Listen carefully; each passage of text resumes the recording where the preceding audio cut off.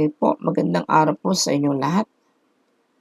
Ngayon po papaliwanag ko po sa inyo ngayon yung tungkol po sa, so ang ituturo ko po,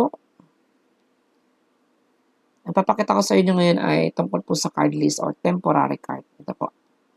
So kapag clinic po natin yan, pupunta po tayo sa temporary card. Ano pong meron po dito sa temporary card? Yung home button. Go to female. So kayo po ay nasa male, ibig sabihin, male po kayo po ay nasa inyong mga estudyante na male. Kung pupunta po kayo sa go to female, dadalhin po na kayo sa female. Balik lang po kayo sa male. At ano pa pong meron dito? Meron pong I button. Ito po, instruction button. So yan. Pag clinic po ninyo yan, meron pong tutorial tungkol po dito sa temporary card. So dito naman po, paano natin mababago yung mga estudyante po natin? Ano po?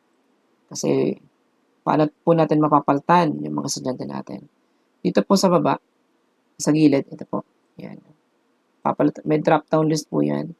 Student 1 to 9, 1 to 8, student 1 to 8, student 9 to 16, 17 to 24. So, try po natin.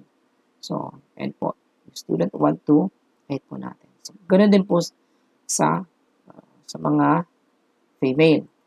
So, student 1 to 8 po yan. Papalitan po natin ang student 1 to 16, 9 to 16. Yan. So, sana nagets po ninyo. Salamat po sa panonood.